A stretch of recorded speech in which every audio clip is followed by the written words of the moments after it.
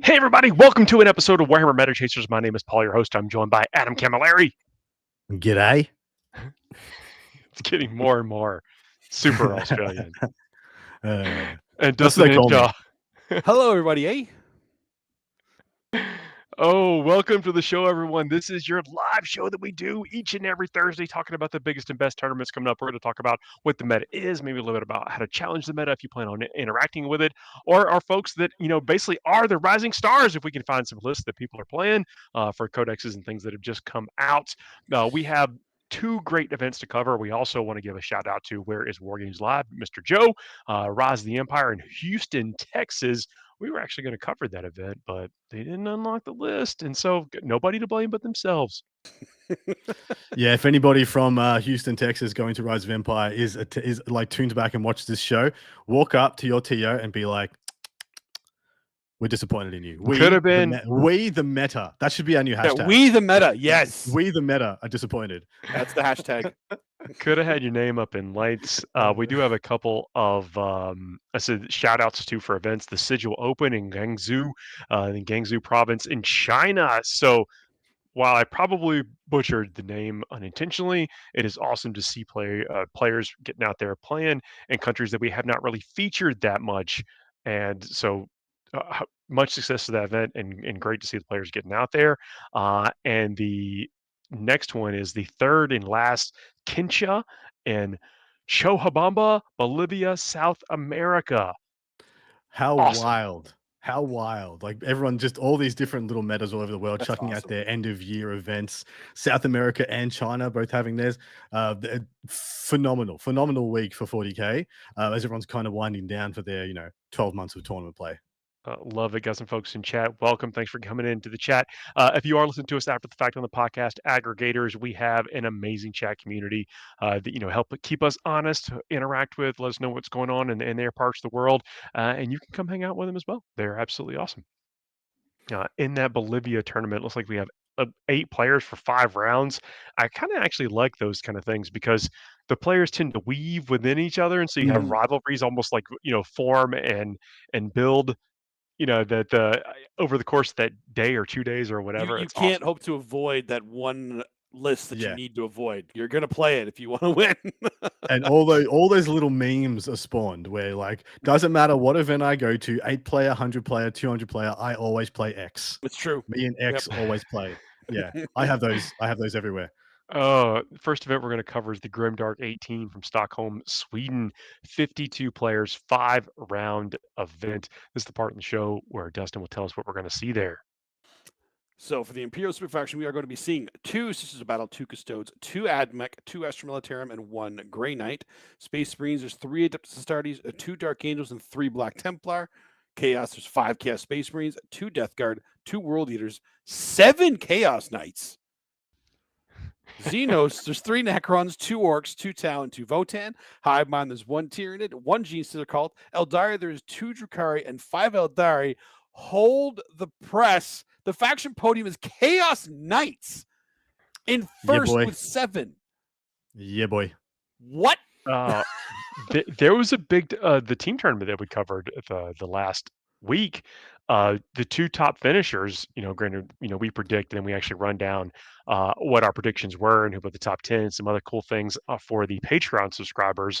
But what we discovered at that team tournament that we called where we talk about the highest battle point finishers, 2 Chaos Knight list in number 1 and number 2. First and second, Wow. both undefeated, almost max pointing on both fronts. So definitely and they Chaos weren't Knights. playing down either. It was second place had the Chaos Knights player. Yep, and then it was like a mid-ranked team that had a Chaos Knights player. So, it no wasn't soft matches. Wasn't like 2 of the worst teams, your flat track bullying greens for their night player. I will tell you one thing. Sweden, in the past, I have said on this show that they are, Heartland WTC, usually using WTC terrain maps. That is not the case. I have since had myself realigned by the great Neil Kerr, who's told me they use their own kind of specific. It is WTC shapes, but not necessarily the layouts? terrain layouts. So a lot of the same elves, a lot of the same buildings, same ruins, same footprints, but it tends to be a little bit more sparse. Only a little bit, because of course we have this distribution of WTC tables from dense all the way down to light. Think of them as more to the lightish side of those densities, which means Chaos Knights are absolutely brutal. Absolutely brutal. All the staging positions you could ever want. Still got plenty of beautiful firing lanes. Mwah, great time. Staging positions, I believe what you're referring to is where you can move up to mid board, 3/4 way up the board, and you have a place where you are maybe not just in the open area. You have a way to kind of limit some lanes of fire that would be coming to you, and be able to cross some of that position without just being in a shooting gallery. So what was the rest of the faction podium? The rest of the faction podium was CSM and Eldari in second. I was going to skip over that because whatever. And then third, we have Astartes, Black Templar, and Necrons in third. So the Astartes and Black Templar doesn't surprise me. Black Templar, I think, is the best one right now. And then Astartes is always just good. Crons being there for the first time after their codex has dropped is nice, though. Yeah, so Cron's getting their little wave is beginning there. The momentum is hopefully beginning the return of not the Silver Tide, because we know that's not an archetype that's going to be kicking around too much. But there's plenty of other things to be playing. Well, it's the Bug Tide, if you want to be calling it that. It's like the Tyranids from Wish.com. It's all the creepy crawlies made of metal. Wow. Still very valid. Canoptic theme is a theme for the. It is a theme for sure. But talking about this distribution, Drukhari are lovingly this weekend getting a little bit more. Usually we're seeing 0s and 1s of Drukhari at most, 50 to 100 player events. Having 2s and 3s, I think it is 2s and 2s at this week's events. Even seeing Drukhari is one of the top placed factions in last week's team event as well. They made the top 5 there, and we did unpack their list. Reaver jet bikes featuring heavily in that one, which I thought was quite interesting. But some interesting omissions here. No Thousand Suns. 1,000 Suns not making the cut at all. 0,000 Suns. And Chaos Knights having 7, Imperial Knights having 0. So the meta has definitely informed us what the world believes is the stronger of those two configurations. In chat, Caffeinated Grimaldus says that the run through the wall strat. I forget what it's called, but basically the Chaos Knights have the ability. Yeah, that's it. I know some shadow something have the ability to. Basically ignore a piece of terrain and charge right through it like it's not even there. And it's a big deal. Good. It's so good. Yeah, unbelievable strat. It means you're not safe. People just panic because they can't predict what you're going to do with it. And the funny thing is the amount of things you can do with it are ridiculous. It's a very deep stratagem. We've got a couple of lists to run down from this event too. We do. First of which is Per Johan Carlson. There you go. He's playing Necrons. So, of course, Necrons and AdMech coming out and being the first time that they will be able to be fully in force with points, with everything taken into account this weekend. So we have pulled out a Necron from this event and an AdMech for the next event. But this one is the Canoptic Court, which a lot of people believe is the strongest place to start. We'll see if that is, thing that carries them from the duration of their book or if the meta adjusts in there. This guy believes. It does. This list highlights a lot of the things that I think are great about the Canoptic Court and some of the shortfalls at the same time. So I thought it was a very good synopsis of what you can find here. He's got a Chronomancer, a Royal Warden, triple Technomancer, which of course means they're all going with race, with one with the Dimensional Sanctum and one with the Metalodermal Tesla Weave, a Shard of the Nightbringer and a Shard of the Void Dragon. So a lot of points there in Catan's. A single unit of 10 Immortals, because of course this has the crazy good Immortal Bomb that it can drop on people. 2 Reanimators, which is really surprising, and unpack that in a sec. 3 units of 3 Scarabs, 3 units of 6 Wraiths, a single Locust Destroyer, and 3 Tomb Blades. Boys, what do you make of it? I think the Immortal Bomb is something you have to always take in the Canoptic Court, if not 3 of them. I mean, one is you have to have. Given into why do you think that's the auto include? So for those of you that aren't aware of what are the things that Canoptic Court could do, because you're looking at this and saying Canoptic, Immortals aren't Canoptic, but there's a strat that you can give devastating wounds to a Canoptic or Cryptek unit. And Cryptex can join the Immortals, giving them the keyword, and Immortals re-roll wounds against units on objectives. Rerolling, 40 shots, 20 shots? Yep. With devastating wounds, and there's no cap right now. There's no cap. 30 shots with double exploding 6s. Yeah, with double exploding 6s. Rerolling to hit, rerolling to wound, with devastating wounds. It's sustained 2. That's what it was. 20 shots Bajinga. with sustained 2. Yeah. And again, I'll reiterate, there is no mortal wound cap on this right now. So, well, I'm actually surprisingly, I am a forgiver of this stratagem. So we've seen similar things akin to this in a lot of different places. You guys remember the Kassakin bomb from the end of 9th edition? oh yeah, Yep. I was actually thinking about that. Yeah. So this is a similar, more expensive version of that. It is. Yep. It is a lot more expensive. That thing was like 110 points, I think, Yeah. for that entire package. This is running very close to double that. In addition, it's apart from the devastating wounds, the issue with a lot of the Kassakin bombs and other ones is that all the guns are coming in with like good rend anyway, good AP. Even if it doesn't get the mortal wound, it's still an AP2, AP3 wound a lot of the time. And also, Chad has also pointed out, and we're correct, where the more it's not the devastating wounds aren't mortal anymore. Yes. They are still Sorry. brutal. Yeah. We're an old vernacular, but yeah, we're tracking. Thank you. Yeah. And so this is a much more expensive version where the actual shots that aren't the devastating wounds. So if you do roll under, your shots do nothing. Whereas if we've had previous instances of this where it doesn't matter if you roll under, you still do a bunch of wounds regardless. Not saying this isn't a good unit. I think this is an extremely powerful unit. But once you take this away, what else do they have that's actually significant DACA? This is one good DACA unit. You know, this isn't 4 of these. This isn't 5 of these. This isn't 9 Void Weavers. We're not talking crazy. This is one really good unit. I'm actually totally fine with it. But name another shooter unit that Necrons have had in the past too. Like this is just something kind of like they've had the Doomsday Arcs have been in the past the only real shooty unit they've had. Like maybe Warrior blocks, but I mean, well, through times there've been Locust Destroyers have been good or bad. Locust Destroyers have always been good. It's always been a meta pick, whether strength 6 and strength whatever has been enough for him to be good, stuff like that. So it has been a roller coaster for them. That when they could get full return from the real estate to wound off Silent King, they were quite respectable. Yep. The biggest issue I have with this army is that it doesn't really do any damage. Apart from if you took away the Immortals, what in this army does damage? Kind of nothing. You have to let the Nightbringer punch you in the face. I was about to say that the Satan Charge are going to do some damage. Yeah, I guess if you get enough lucky wounds with the scarabs, Well, inherently, I think this is the push and pull of this canoptic list. You have these phenomenal durability units and stuff like the Wraiths. So close. Yeah, so close. And stuff like the Wraiths, they're just not going to die. For like great toughness, great wounds, 4 up invulnerable, say 5 up feel no pain, reanimations and stuff like that. Phenomenally durable. They're only strength 6 AP 1 in combat. If you got a 2 up save, you kind of don't care about their combat. If you got a 3 up save and armor contempt, you kind of don't care about their combat. So there are a lot of things where they're just not that dangerous into, which is why you need heavy hitters, which is why they need the Immortals, and why I'm hoping in this list they use the Shard of the Void Dragon and the Nightbringer to really get the power metrics moving, the beans moving in their way. But what this is a phenomenal list. Probably a long time Necron player though, because 6 Wraith 3x6 Wraiths is probably been on the shelf for a little while. Just like, you know what, bringing them out. That's 6th and 7th edition, baby. Was the last time. We Uncle Windmill slammed 18 race in lists. The 2 enhancements here, the Dimensional Sanctum is of course giving infiltrate to the unit that is joined by that Technomancer. So 1 unit of 6 Wraiths is going to be infiltrating, which is so busted. It's so strong. And the other one is just nice to have. I think it's the Metalodermal Tesla Weave. It means when your unit is charged, you do some splash mortals to the thing that charged you. It's more like you got 10 points left, slap it on there.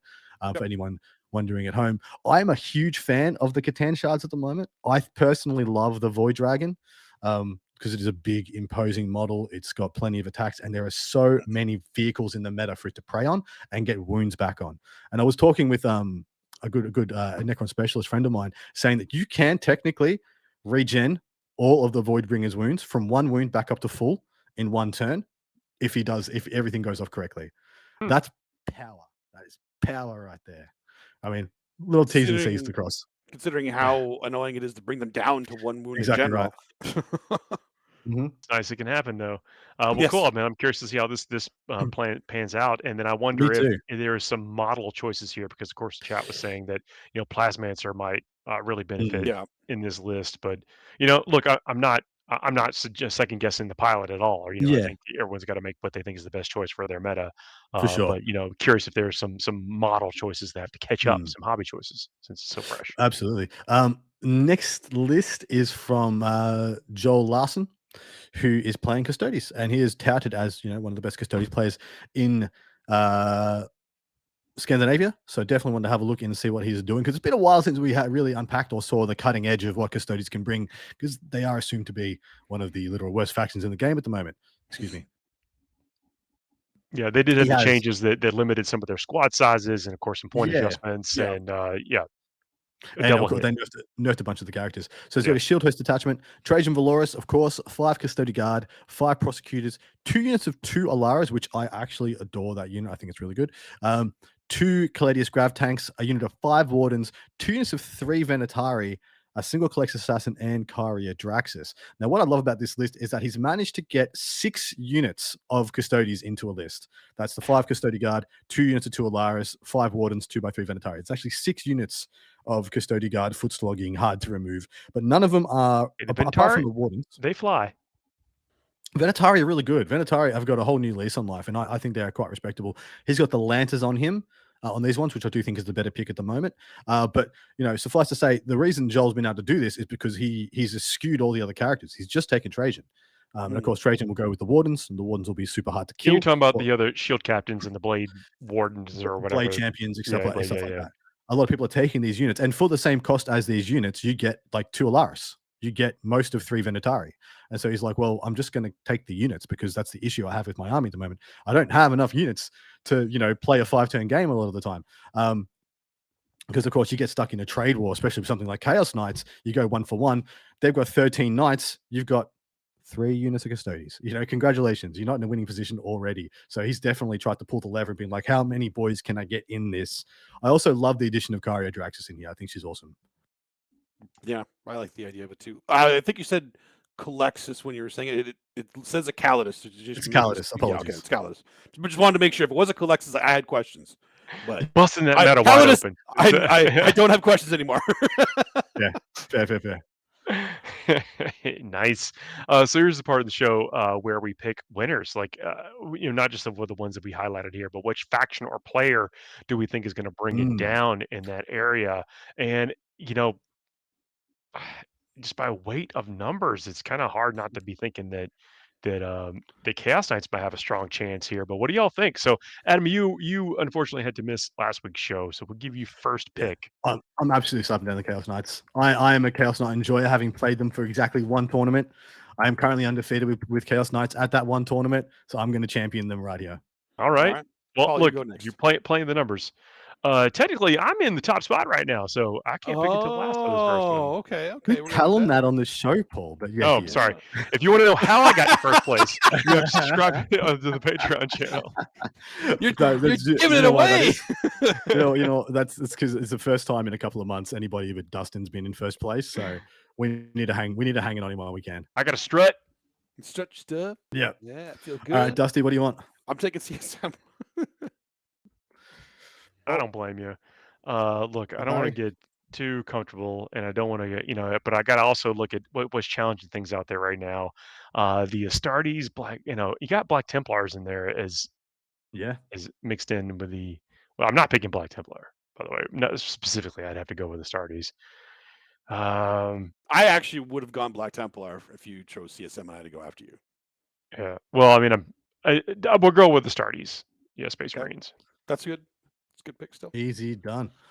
All right, gents. Yep. What's the next show? Next one we're going to is the Navino Individual Ranked Kingdom from Madrid, Spain. 74 players, 5-round event. Got to be heavy hitters there, I would imagine, too. Yes, there was a huge amount of Spanish language text on this event that I looked up trying to figure out what was going on. And reading between the lines, I believe this has something to do with their qualifying for their national team. So I believe this is a WTC qualifier event to some extent. So you will see people playing their best factions. You will see their best players playing what they think is best and what's going to be the best chance for them to get selection. Because of course, when you talk about WTC selection, it's not so much that, oh yeah, cool, 10 of our best players bought Eldar okay, we can only pick one of those guys to play Eldar. It doesn't work that well, you know. You can all be playing the best army in the game, but a lot of people like to put their best foot forward and like, look what I can do with this faction, because this is what team can events, stand out. you can only pick the faction once for the team or whatever. So great if you and all your friends are all, like you were just mentioning, Eldar players, you're probably not going to have the team that you think you have. Yeah, going into you've essentially you've all blocked each other, and one of you guys will make it, if that. Whereas if you would all play the things you love the most and maybe you're specialized in, you can really carry the day. And there is quite a lot of this here. In fact, one of the player I decided to pull out is touted as one of the best T-Suns players in the world, and so he gets picked because he is an absolute juggernaut on T-Suns. But anyway, what's that faction rundown, Dusty? All right, I want to see what Spain has going on for the best factions. So the Imperial Super faction, there are 1 Sisters of Battle, 3 Custodes, 2 Admech, 3 Astra Militarum, 3 Grey Knights, and 1 Imperial Knight. Space Marines are 6 Adeptus Astartes, 2 Dark Angels, 2 Space Wolves, 1 Blood Angel, 1 Black Templar. Chaos, there's 4 Chaos Space Marines, 4 T-Suns, 3 Death Guard, 2 World Leaders, and 2 Chaos Knights. Xenos, there's 6 Necrons, 2 Orcs, 6 Tau, and 6 Votan.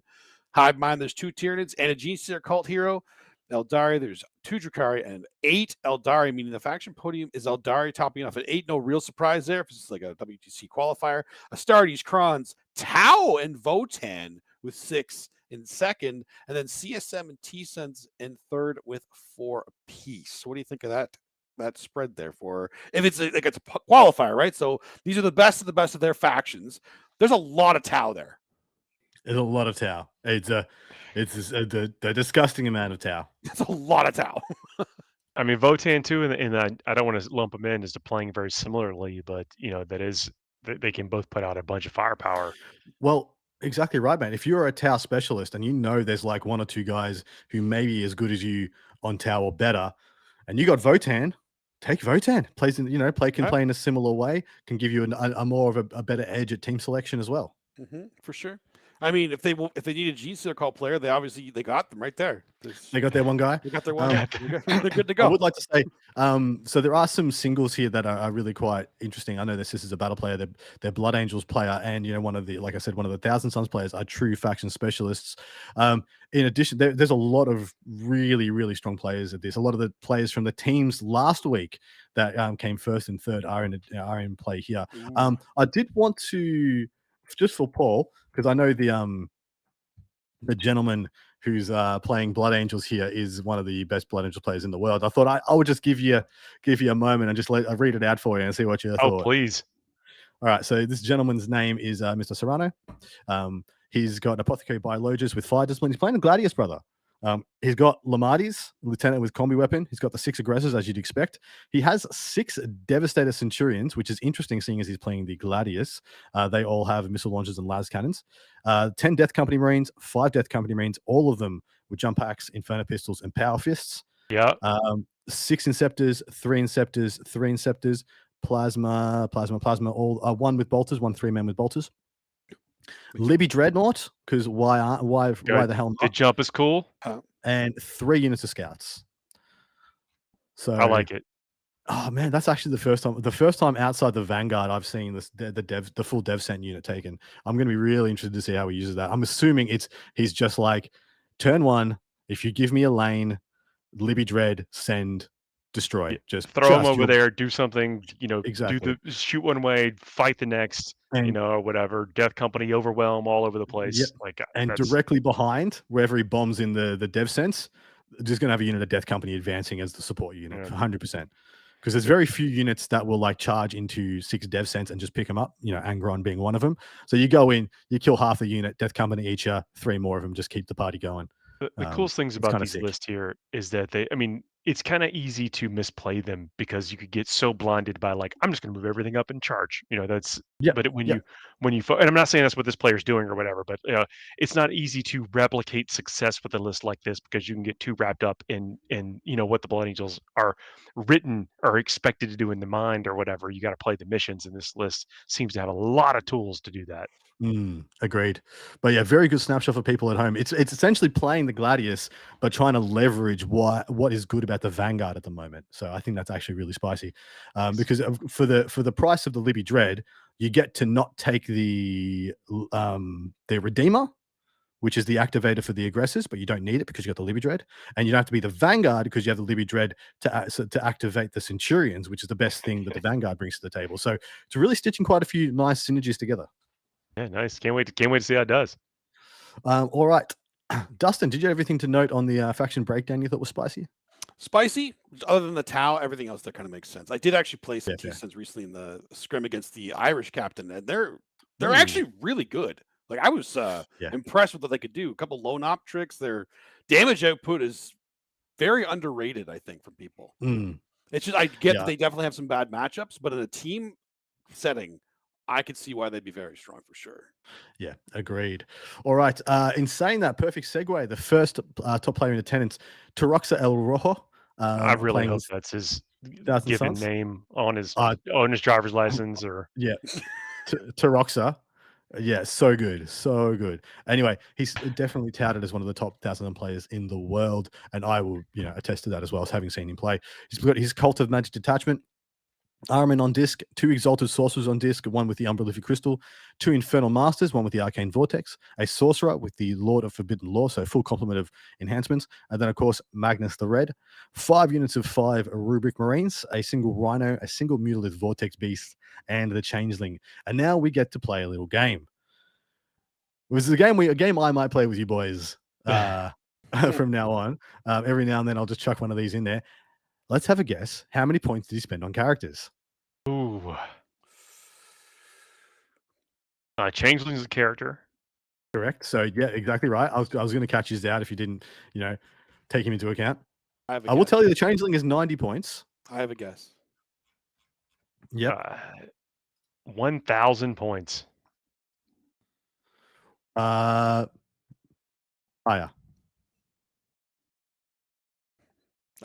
I was going to say 1,001 after you said that. Yeah. Price is right. All right. But 1,300 points. We're going to keep going. So, Dustin, your pick. I'm going to say 1,110. Higher. Paul. 1,300 points. Lower. Dustin. No, not 1,200. Higher. Paul. Oh, 1,249. Lower. Dustin. 1,225. Higher. Paul. 1,237. Lower. Dustin. 1,230.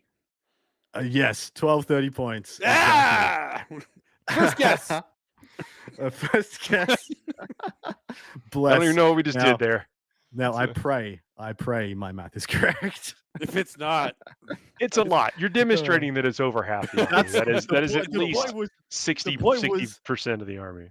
It's a ridiculous amount of the army. Like, Lord, it's a lot of the army. Yeah. Whatever. That stigma is gone a long time ago. Like, it used to be, you took special characters? No, you can't. We're gonna look, we're gonna thumb our nose at you or whatever. Oh, you spent too many points on characters? No, that was 5 editions ago. Just do what you feel. Play the stats. Feel well, there are some armies the previous Necron index was very hero hammer. Your units only worked if you had XYZ heroes. Right now, Thousand Suns, all their damage comes from the heroes. Essentially, unless you're in if you are not in flamer range, it's the characters that are shooting you down, that are just mind bulleting your face off. As soon as you get into flamer range, it's going to suck. But apart from that, it's mind bullets, and they have good mind bullets. It's quite good. There's a lot of points, and I respect it. And the great thing about them is that they get to put these premium guns. The best way to think about a Rubric unit with a Sorcerer or an Exalted Sorcerer is it's what we used to think about a Las Plaz tactical team. It's like, here's 3 dudes to take shots for this good gun, this one good gun. And that is exactly what these rubrics are. Unless they get to use their flamers, and they give the flamers the cherry on top, but they're legitimately like just hanging out here, making sure this guy shoots his mind bullets for as long as possible. Yeah, that's a great way of putting it. Yeah, and they also get more ball points too, so they get to do more tricks. Exactly right. And you don't get a save of any kind because I said so. And it's phenomenally flexible. The things you can just do with a unit of rubrics is absurd. Moving them 3 times, you know, a beautiful Overwatch option. You got a Rhino there for a little bit of tank shock. The Mutalic Vortex Beast can just be a headache, and then of course Magnus the Red is just a problem as long as you don't let him, you know, get lined up by a unit of Dev Sense with Oath of Moment on him. He's pretty staunch. Dorian, yes, you are correct. They do have an 18-inch loan op. I think it is the sorcerers that do that. The sorcerer attaches to the sorcerer and the whole unit. The whole unit gets it. Yeah. So he sits at the back. He holds down your home objective and just lolls at people. Yep. It's really pretty good. But all right, the last list we'll be covering on today's show. Eric Hermacilla. He's playing Atyptus Mechanicus. He's playing the Rad Zone Corps, which is the revamped Index detachment. And I was hoping one of the brand new ones would be taken, but it wasn't being taken by either of the gentlemen taking AdMech at this one. And I like this list the better because I looked at it. I'm like, that looks like a first press new decks list. This has got a bit of everything in it, and it is quite fun. He's got a Dominus with the Malphonic Susurrus. Nailed it. Sus, you're us. Susurrus. We've got an Engine Seer with the Radial Suffusion. Just moving on. Manipulus with Peerless Eradicator and a Techno-Archaeologist. So literally, like, essentially one of every single character. 3 units of 5 Rangers and 5 Vanguard. 1 Doom Rider Transport. 2 units of 6 Breaches, which a lot of people are touting as one of the real, you know, well-rounded units in this book. 2 Onaga Doom Crawlers with, I put the neutron lasers in just because keeping track of what they're taking when they have like 5 or 6 different gun options. 5 Taraxi Sterilizers, which a lot of people are very hype on. 2 units of 5 Infiltrators, which a lot of people are looking at as the Inceptor equivalent for a lot of these guys. Or Infiltrator equivalent. 2 Dragoons with Taser Goads, of course, and a Calidus Assassin. So this is a bit of everything, guys. Tell me a little bit about what your thoughts are while I look up some of the enhancements. Can I talk about how awesome the Rad Zone Core name is? Like, how awesome is that name for a detachment? The Rad Zone Core? That's awesome. I know it means something different to AdMech players, but I'm a kid from the 80s, so a Rad Zone Core is just awesome. You mean just like a place to hang out? Just a place to hang out. Yeah, it sounds like the clubhouse you go to with your friends. It's amazing. Like to skateboard. Skateboard, yep. Like the Foot Clan. Play Duck Hunt. Yeah. The Foot Clan headquarters, but it's for AdMech. It has the rad bombardment, so you don't really want to be caught in the zone. At the start of the first battle round, for each enemy unit within your opponent's deployment zone, your opponent must decide whether or not unit will take cover or stand firm. You roll 1d6 for each of those units and apply the relevant result. On a 3+, that unit suffers D3 mortal wounds. That's on a standing firm. On a taking cover, the unit is battle shocked, but on a 5+, they suffer D3 mortal wounds. And then you got fallout to deal with on subsequent turns. So it can be a problem. Yeah, for sure. And I mean, heaven forbid you run into Sisters. Luckily, there's 1 Sisters player at this event, so not going to be that big a deal. Dark Angels as well, only if they're running the Unforgiven Task Force, could be an issue. You know, sometimes people want to be battle shocked on command, but there's not that many people who enjoy it. There is the enhancement wise here, he has got the Radial Suffusion, which is the expansion of that zone, of that bombardment zone by 6 inches into no man's land from your opponent's deployment zone. So expanding it quite nicely. And there are some missions where actually that's actually going to be quite annoying. The Malphonic Sorceress is gives the unit stealth. Serious. Yeah, song from me. The Malphonic Why So Serious. Gives the Bear stealth, and then the Peerless Eradicator gives sustain hits 1 to the Bear. Sustain hits 1. Definitely going with 1 unit of Breaches. That makes sense. But yeah, this is a very much a candy store pick. Yeah. Of, you know, it doesn't, apart from the 2 units of Breaches, 2 units of Doom Crawlers, it's kind of a one of everything that we kind of like. I feel like this is kind of like a testing list for the most part. I don't think, because he's not focusing too much, because he probably doesn't know yet, hasn't played too much of it. The Codex new, got to bring it to a tournament, bring in a little bit of everything, see what he likes, and then start focusing down a little bit. Exactly right. I am a huge fan of the Dragoons at the moment. Having advance in charge built in, and then fall back in charge as well, I think is a really, really flexible and beautiful place to be for them. And of course, they're very tall models, but they are very narrow, so they are kind of able to sneak and move around terrain and that kind of stuff, and get through areas where it might be blocked off or congested with other units. Yeah. Exactly right. And then they're very well pointed. I believe they're 60 points a model at the moment for the Dragoons, or they're 55, but they're very cheap. They're really quite cheap for a decent durability to point and wound to point ratio. So I like this list. I'm really keen to see where AdMech ends up in a couple of months. I do really like the Hunter cohort. I think that detachment is very strong, very powerful in the right hands. And points wise, there is quite a lot of list in this list, as we There's a like lot to of lists say. in this list, yes. Seems like it, and also like we were talking about with the previous Necron list we pointed out is like look, and even the Space Marine stuff we're talking about. Like, there's no real perfect, or perfect's the wrong word because it could be perfect for you, but there's no prescriptive like template to overlay on your models. Look at the stats and then figure out how it works best to you to figure out what things that it can align with, like putting in, getting the keywords or whatever Yeah, for certain strats or abilities you think are cool. absolutely. Let's pick some winners, gents. Do it. Dustin, you can go first if you like, mate. I'm gonna be boring and take Aldaria this one. Pathetic. Great. Paul, what do you want? I'll go. Let's see. I'll go Chaos Space Marines on this one. Yeah. Kind of hard to CSM. fight against them because the Dark Pact and on all the tech in that It's list is so just good. It's so good. just real good. Okay, I'm gonna coin flip. Crons or Votan? Let's get spicy.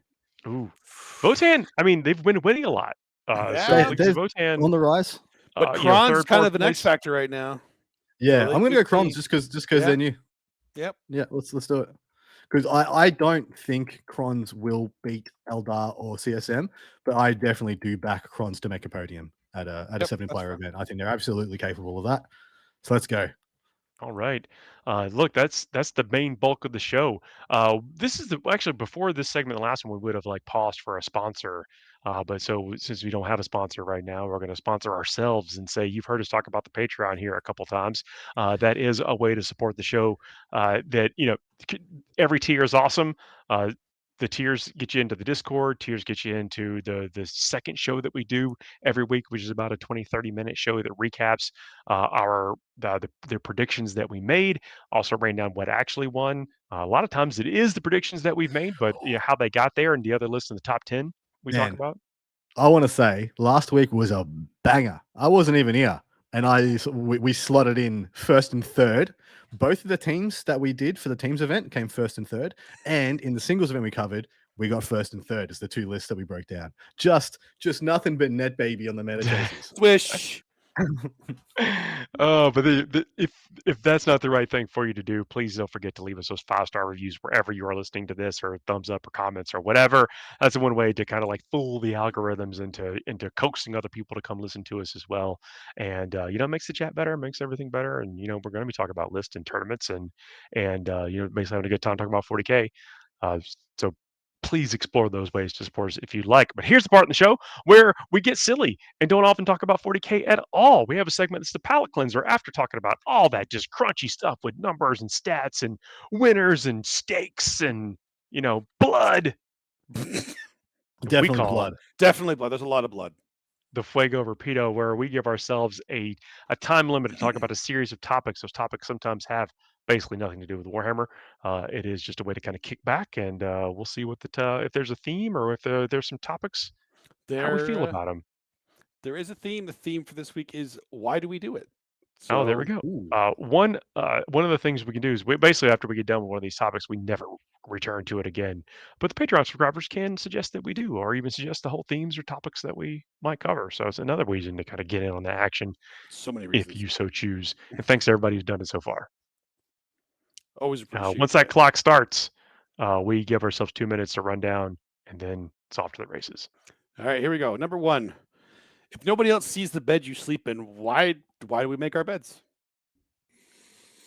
I'm kind of feeling called out right now. See, Paul obviously does it. I don't do it. No, I do not. I was like, I I was just assuming that everyone does. Yeah. Well, firstly, qualifier. Raise your hand if you make your bed. The bed does get made. I'm just not the one that does it. Sometimes I will. I will just- have Yeah. I will have an admittance of a misogynist thought where I do not respect the sheer quantity of pillow my partner feels required to put on the bed every day. From hence, I must discard them upon the floor in order to take the place that I like to assume in the bed. Yeah. So let's I talk about do not pillows for a respect or like second then, that. because I don't get that part either. Because to me, that's even part of making the bed, right? If you're gonna make them and you have all these fluffy pillows, because my partner does the same thing. Like my wife always has all these pillows. Just ungodly. And I amount of feel pillows. like that's why she wants me to make the bed when I get, because I usually get up after her, because she wants to be able to put all those pillows on there. I'm not allowed to do that either, like, because they have to be arranged a certain way. I mean, you can't be trusted. I can't be trusted. No. I absolutely can't. I would not do it right. I know I wouldn't. But our bedroom, like Adam, you've been to our house. Our bedroom's on a separate level than the rest of the house. Like nobody aside from us ever goes up there. Correct. So I don't know the answer. You're building your sanctum, your fortress of solitude, the realm of peace that you know when you walk in. You know what? No matter what happened today, this is right. You know, and so. The where I start to lose it at is, I sleep on exactly one pillow. My partner sleeps on exactly one pillow. Yeah. Why are there 6+ on the bed? Why are there so many? Why? I don't Why? get it. I don't get it. I don't understand. Why do we own that many? I don't think here's where you're wrong. Solved this. But we're out of time. I don't think we've solved it at all. We haven't solved anything. We've definitely figured out that all three questions. of us are guilty of it. That we have discovered. All right, next up. Why do you put your songs on shuffle and then skip them all until you get the one you actually wanted? Ooh. I think that's a procrastination technique. Procrastination. Yeah. Okay, that's interesting. Because you wouldn't have on that if you weren't trying to do something and like you just wanted the stuff that right there playing in your background while you're doing it. And so it's supposed to be background, but then you're like, I could just stop what I'm doing right now and then go shuffle these songs until I find the real motivation that I need. But we all know you cannot manufacture motivation. You've got to just figure out a process to get you through that next step. And so it is a delaying. Interesting. Procrastination. So I listen to music in a pretty deliberate way, but when I went for a huge walk around a lake, like 5 miles around a lake the other day. I did something I hadn't done in a very long time, which was chuck on an entire album and listen to it from start to finish. The album was Radiohead, and it was the first time I'd listened to it since I was a teenager, and I enjoyed the hell out of it. It had the one with Paranoid Android on it. It was beautiful. But when I do go on it and click on shuffle, it's not that I'm seeking a song. I'm seeking a feeling. I'm seeking for a song that's going to give me the feeling I'm after. So I don't necessarily know what the song is, but I know the feeling I'm seeking. I stand by what I said. The energy I'm after. Yeah, that's fair. I'm just kidding. For me, I'm in the reverse. If I'm listening to a song and I get some percentage way through it, and I don't feel like I've respected it enough, got to go back to the beginning. I do that sometimes. Yeah, it's like maybe I'll be like daydreaming or something, and then the song I realize I'm listening to. Oh crap! I missed that whole thing, and got to rewind to the beginning. I'll do that sometimes, but I'm definitely guilty of shuffling, and then after I start listening, like nope. And this is a shuffled playlist that I've put of songs that I like together that I'm skipping through, and I never know what I'm looking for. But sometimes it is actually in my head, like I want this one specific song that I know is on this playlist, so let's just keep going until I get it, and then I'll be happy. And then there's like vinyls, you don't have this problem. You just yeah. Which I actually listened to vinyls not that long ago, like a couple weeks ago. It was amazing. Oh, nice. All right, that's Fuego on that one. Next up, why do you pretend to look at a random item in a store when you notice someone is looking at what you actually want? Ooh, that is something that we all seem to buy into, right? Isn't like everyone's done it. Everyone's done it. You can say you haven't done it, but you've done it. You're all lying if you say that. Like because it's too personal. Like they don't need to know that I wanted that exact same thing. I need them to like I was actually in a grocery store the other day, and I got to the area to pick out like some dough, like some canned dough, biscuit dough or pie crust or whatever. And there was someone else there who also had no idea what they were doing. And I'm like, I don't want to hang out next to a person who also doesn't know what they're doing. So I've got to go somewhere else and come back to this. Is it kind of like you don't want to be judged on what you're going to be doing, or you want to have a conversation with someone that's also interested in it? Because like, oh, you're interested. What do you think about it? I think all the above. There, all of the above. Amazing, Adam. So this question is twofold. I'm an awkward dude at the best of times, and I don't want to creep people out. Just I being think some- normal. By the way, this is just being normal. You feel like you're. Yeah. So I'm walking down an aisle. Someone's looking at the toothpaste. Okay, I guess I'm just gonna look at what is next to the aisle where I need to stop from minimum creep distance away from you. Like, oh, look at this wonderful bounty of choices for cotton balls. For cotton balls. Oh, I think I need some cotton balls. Let me have a look at these here. Oh, 50 count, 20 count? Who can decide? This is a long decision. It's going to take all of my willpower to figure out what I need to do here. Oh my goodness, God, just get your crest and get out of here so The I other- can go get and stare at these. So the other facet to this question is that I'm ADHD AF, and that if I do stand still long enough, I'll find something shiny. So if I am staying away from you while you're looking at the thing I'm actually after, I'm gonna find some nonsense that I wasn't interested in. That I'm like, oh my god, Yeah, cool. What is that? that's- Oh, teach me, show me some stuff. Yeah, Let's go. That's fair. And That's fair. this is why I shouldn't go to hardware stores. I was fully convinced that guy was still going to be in the dough by the time I got back, and I was going to have to find something else to do. Thankfully, he was gone. That's good. That's good. You're taking a risk whenever you walk away from it like that. Yeah. All right, next one. Emotes. Wildly unsettling if you do most of those things in person, like winking, yet over text and internet is fine?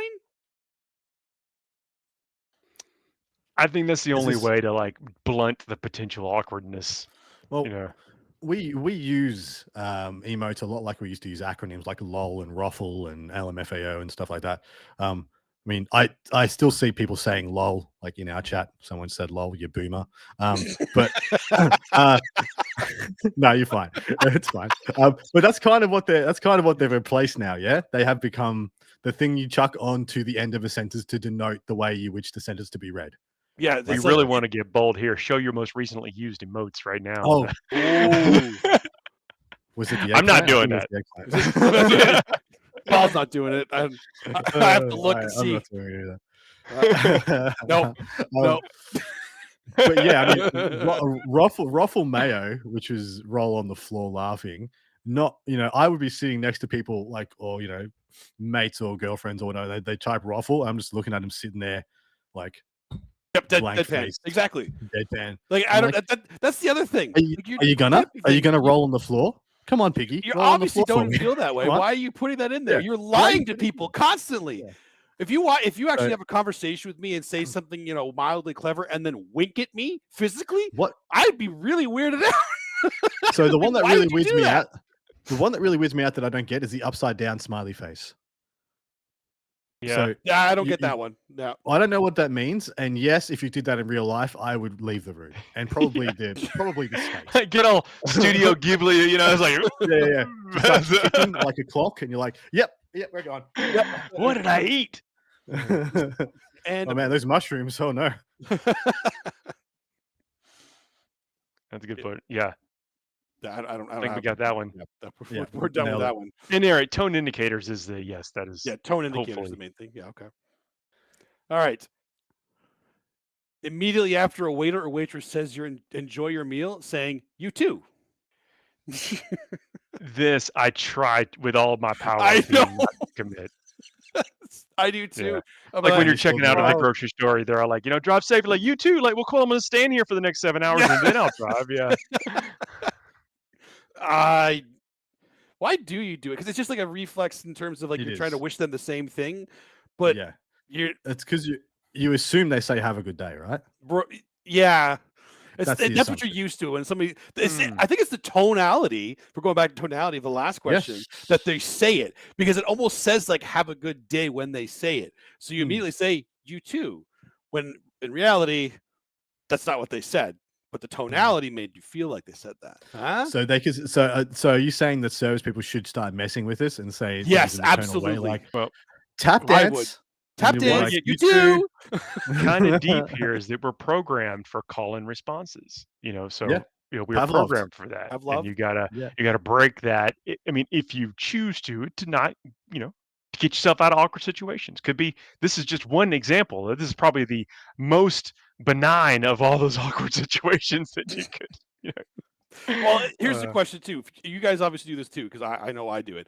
After you say it and you realize it, do you immediately try to like cover it up by either correcting yourself, Throw or your bags down and run. or No. or do you say like, oh, when you do, eat lunch or dinner or whatever, is it an awkward follow up, or what do you tend to do when you catch yourself? Own it. Own it. Yeah. Just like, yep. What is Well, it? I got nothing. Take credit, for everything embedded in the edit, as long as you mean it when you said it.